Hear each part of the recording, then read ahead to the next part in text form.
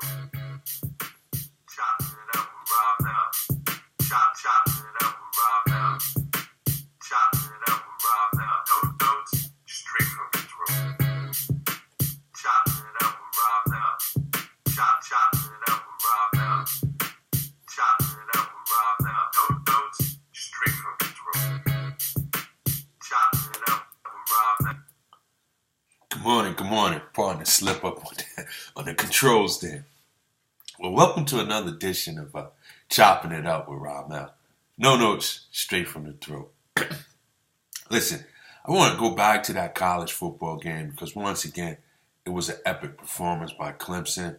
Deshaun Watson has cemented himself among some of the college greats that ever played the game. He had a terrific run at Clemson. Back-to-back title games, 825 yards combined. Just an awesome display. No doubt in my mind that he's going to play on Sunday afternoon. And I still say if I'm the New York Jets, I do whatever it takes to secure this guy in the first round.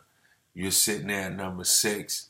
There's no need to try to be fancy or cute about it. You trade up and you get it. But what I want to talk about today is Nick Saban. I have a lot of respect for Nick Saban. I think what he's done at Alabama these past 6-7 years is just phenomenal. Phenomenal. He's brought some glory days back to the University of Alabama. He's got a couple of national titles, a couple of Heisman Trophy winners, and a lot of players have gone on to the league, and they were drafted under his watch. My question to you guys are, and I speak with some fans at the job about this, is Nick Saban a better head coach or a better recruiter? That's the question. Me personally, this doesn't take away from his coaching ability. But I think Nick Saban is a better recruiter than he is a head coach. I would lean him towards Calipari than towards Coach K. I think that his success is because of his recruiting ability. Just like John Calipari, he gets the best athletes to come to University of Kentucky. They come there, they're one and done, they go to his program, and you see the NBA is flooded with Calipari product. I think that's the case in the case with Nick Saban. Now, the only difference is, one might say, well, he won more titles than Calipari. And you're absolutely right. But if college football had a one-and-done program as college basketball, do you think he would win that many? The fact that he gets to keep his players for 2, 3 years, or even 4, makes a difference on why he does have a chance to win championships, opposed to Calipari. If Calipari was to keep his players for 3 years, he would have had a John Wooden run.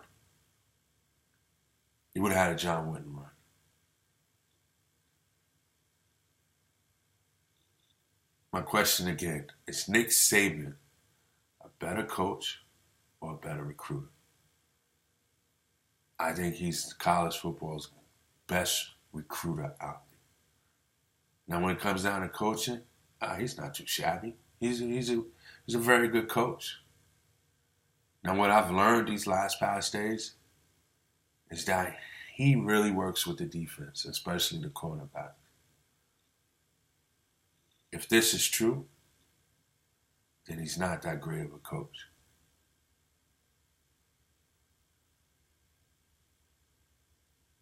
If there's any part of Alabama's success under the Nick Saban watch or era has a weakness, it's their defensive backfield.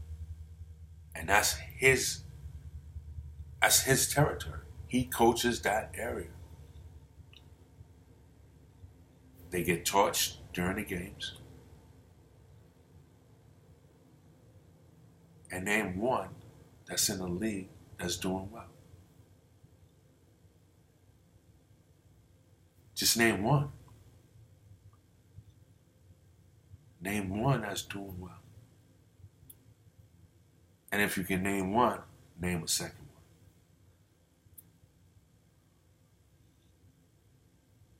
His wide receivers are doing well. His offensive lineman does well. His defensive lineman does well. His linebackers do pretty well. His quarterbacks don't do well. And his defensive backs don't do well. His running backs are hit and miss, but they do remain in the league. Except for Trent Richardson.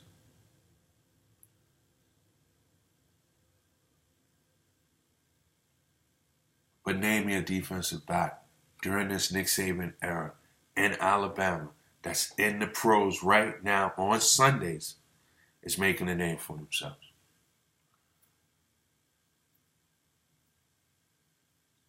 This is not to diminish the legacy of him. Obviously, he's a great coach. He's done great things. Don't get me wrong. The question is he a better head coach or is he a better recruiter? I think he's a better recruiter. Is he closer to Calipari or closer to Coach K? Because Coach K is a better coach than Calipari. But Calipari is a better recruiter than Coach K. I think he's closer to Coach Calipari. Now, my next question. Do you think the firing of Kiffin and the hiring or putting Salk in place of Kiffin for this championship game, did that have an effect?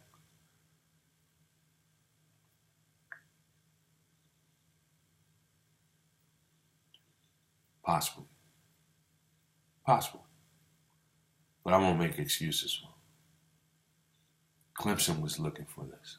They were probably looking for this more than Alabama was looking for it. Me personally, I root for every team that plays Alabama because of their fans. I acknowledge that Alabama's a great team. I had no idea they was going to lose to Clemson. I was rooting for Clemson.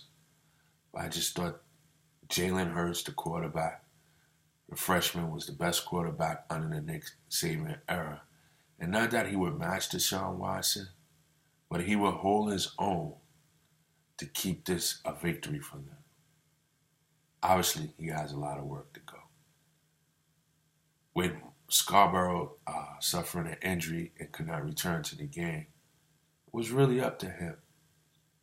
And he didn't get it done.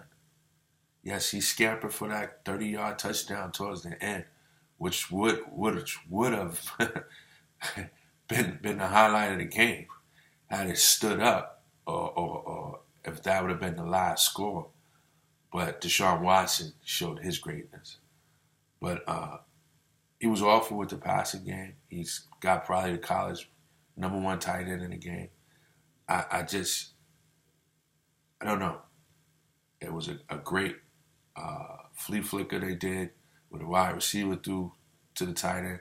I mean, it was just, they had everything going for him to win this game, but he didn't seal the deal. And we give him a break because he's a freshman. But he's probably the best quarterback they had. Now, with other quarterbacks under this Nick Saban era, would have helped sustain that league? I don't know. This is not a year where there's a Amari Cooper or Julio Jones on the sidelines either.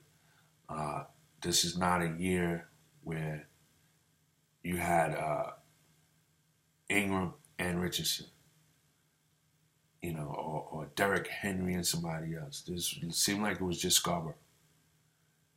So, I don't know. Was the timing of letting Kiffin go?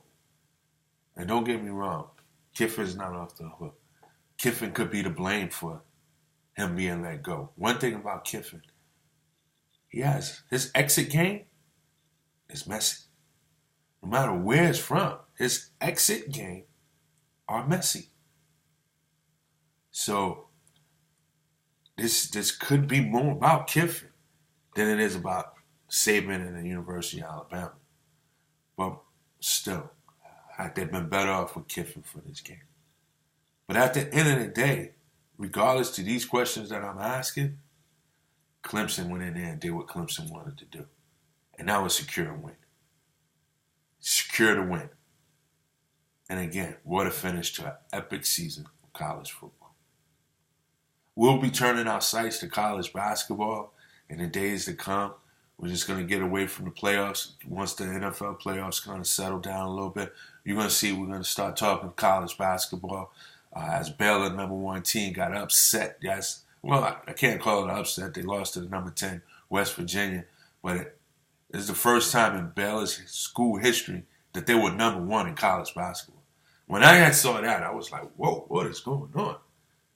Are the one-and-done programs catching up to the big program?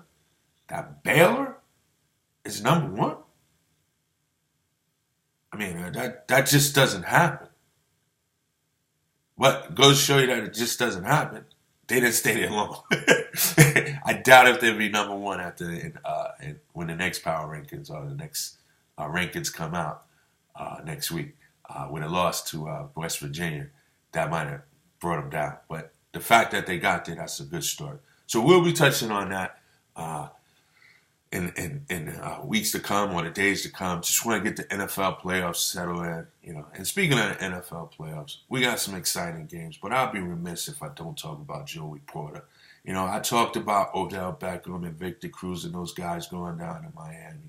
But as a coach, whether you're a head coach, assistant head coach, linebacker coach, line coach, defensive, whatever title you have, and it has the word coach in there, you're supposed to have a responsibility and be accountable for this team.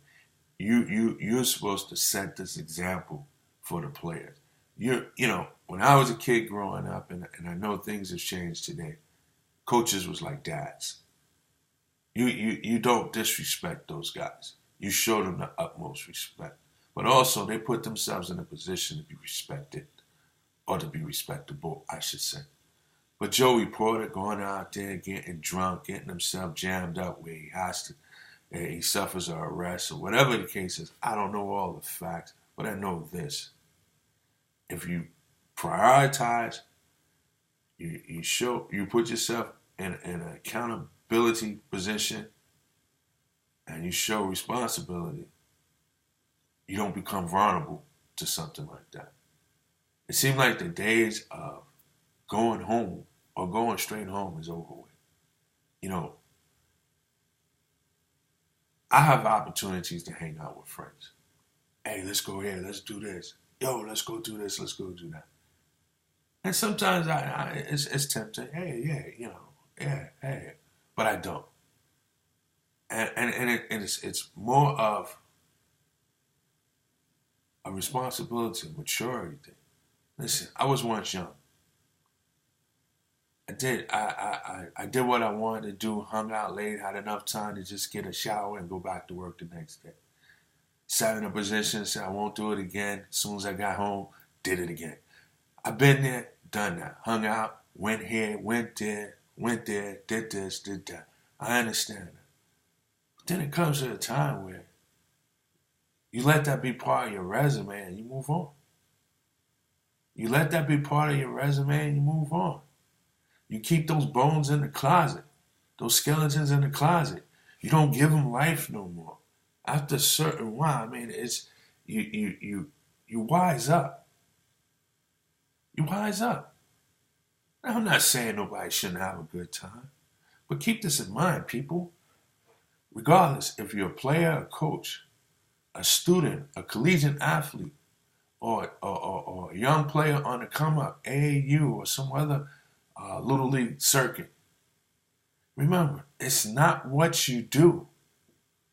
It's how you do it. He could have got drunk at home. Avoided the arrest. Avoided arrest. Listen, what we did 20 years ago, 25 years ago, you don't have that ability to do it now. The traffic laws or the traffic cops, they're cracking down more than ever. Not too long ago, a week or so or 2 weeks ago, I'm looking at the news and someone gets pulled over and gets a ticket while driving under the influence of marijuana. That was never happened before. That never happened before.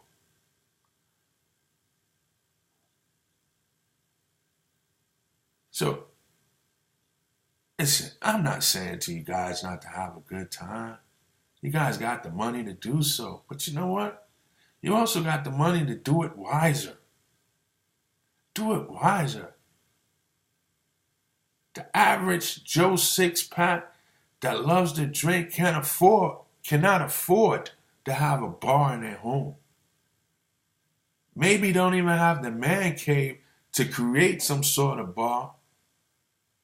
You guys got the money to create whatever it is that you want in your homes so that you don't have to be exposed to this kind of coverage, especially during this time of the season.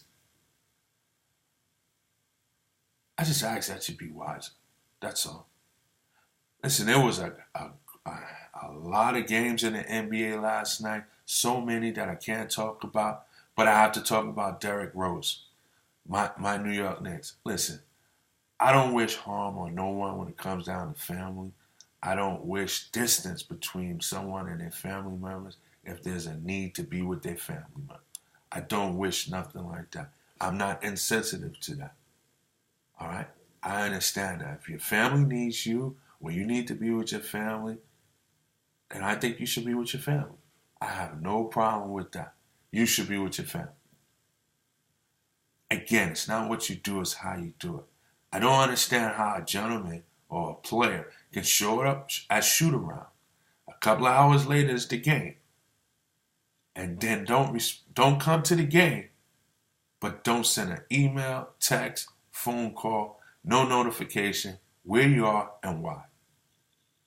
To me, that's irresponsible. That's immature. And that's someone who shows that he doesn't care.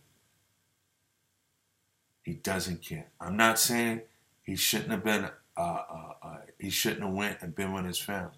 I don't know what the severity it was. I don't know what the circumstances there was. And quite frankly, I'm not coming between that. But he could have made a phone call. He could have alerted somebody. He should have known it. Again, it's not what you do, it's how you do it. When you see someone do something like that, he doesn't care. And quite frankly, if I'm in charge, he's gone. He's gone. He is gone. Because the Knicks is in a need, I would try to trade and get something in return. Then just release him. But he's gone.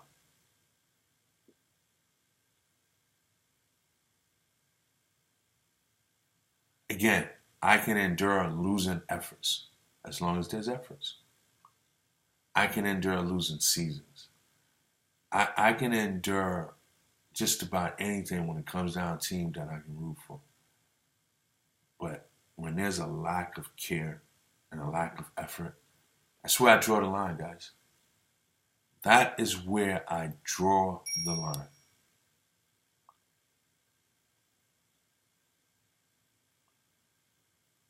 Derrick Rose would have played his last game if I was in charge of the New York Knicks. But Phil Jackson won't do that. In fact, if I was Dolan, I would let Phil go. Because again, Phil doesn't show enough respect for Hornacek. How do you expect the players to show respect? And if I was Dolan, I would get rid of a lot of people right now.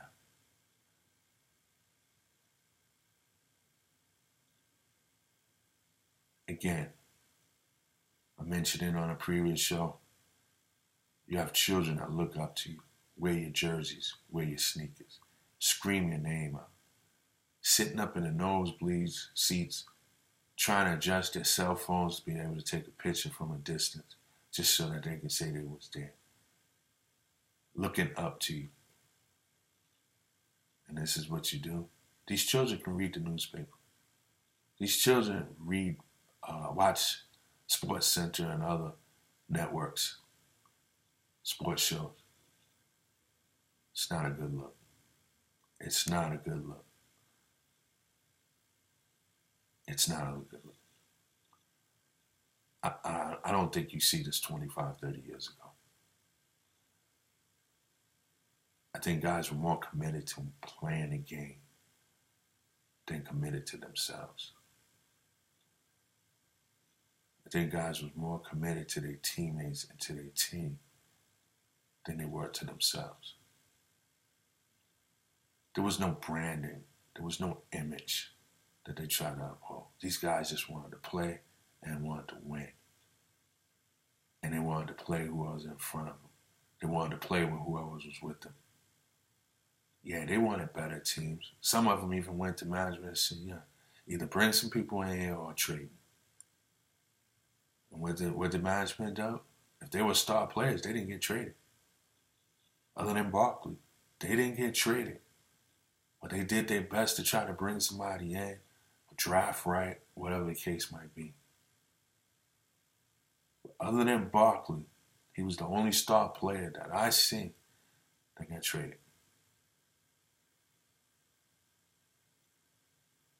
Other than Barkley. Moses Malone somehow went from Philly to Houston. I'm not sure the exact scenarios. He may have been a free agent. I don't know. I don't remember. Let me put it that way. But the only star that I know that was traded was Barkley. And he wanted out of Philly. He had been part of some glory days, and he saw that it was a ship that was going south, and he wanted out.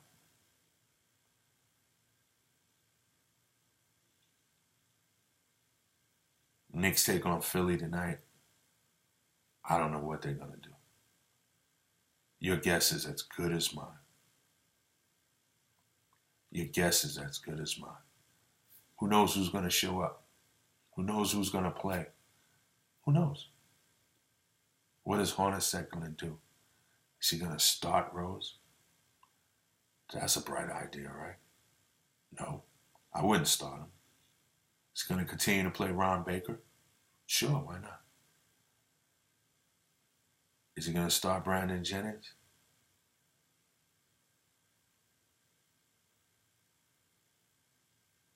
I'd rather deal with Rondo, who's so passionate about winning that he wants to do it his way, that he bumps heads with coaches, but at least he wants to show up and play. Than to deal with a guy who just walks away from his team for whatever reason.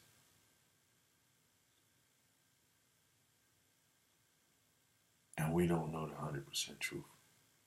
We just know what's been said out there. Some people reporting that he's upset because of the lack of playing time in the fourth quarter. Which would, if that's the case, that's even worse. That's even worse. Hey, that's going to do it for Chopping It Up with Ramel. Appreciate you guys tuning in. We'll see you tomorrow at 24, as we always do. Peace and blessings, and you guys have a good day. Chop, chop.